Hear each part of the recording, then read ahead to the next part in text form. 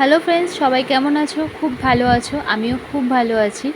আজকে আমি মায়ের বাড়িতে এসেছি। আজকে হচ্ছে 1 তারিখ। আর দেখো, আমি সকালবেলার দিকে আমার মেয়ের জন্য আমি খাবার বসিয়ে দিয়েছি। খাবারে ছিল চাল, ডাল, একটু পটল, একটু আলু দিয়ে একটা খিচুড়ির মতো করব। তো এখানে আমি ওটা বসিয়ে দিয়েছি, স্নান ফান করে ফ্রেশ হয়ে ভালো করে বসিয়ে দিয়েছি।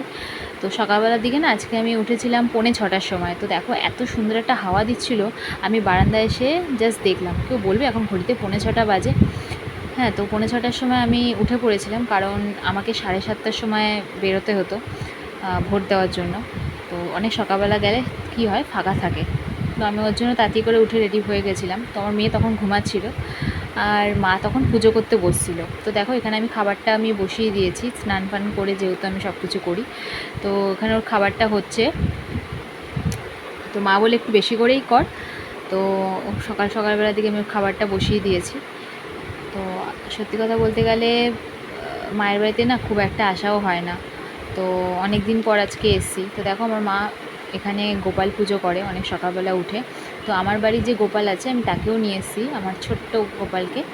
তো আমার বাড়ির মায়ের বাড়ির যে গোপাল আছে, বড় গোপাল, সেও আছে। এই যাচ্ছে আমার দিদা। আমার দিদা সকাল সকাল বসে বসে ব্যাগ গোছাচ্ছে, কারণ দিদাও চলে যাবে। দিদা এসেছিলো 31 তারিখে রাত্রিবেলা। তো 1 তারিখেই সকালবেলার দিকে দিদা চলে যাবে। তো দিদা ব্যাগ গোছাচ্ছে। দেখো, মা কত সুন্দর করে ফুল দিয়ে সকাল সকাল পুজো করে নিচ্ছে। তো এককালীন আমি এই মানে ঘটে পুজো আমি করতাম, ঘরের পুজোটা আমি করতাম। তো এখন তো আমি নেই, এখন মাই করে। তো এ দেখো, আমার বাড়ি একটা বিড়াল শুয়ে আছে। আমার বাড়িতে প্রচুর বিড়াল আছে। তোমাদের বাড়িতে কার কার বাড়িতে বিড়াল আছে অবশ্যই জানিও। তো এখানে মার সাথে কথা বলছিলাম, আর মা আমার সাথে কথা বলছিল। তো চলো, ভালো লাগলে পরে সবাই লাইক, কমেন্ট, ফলো করে দিও।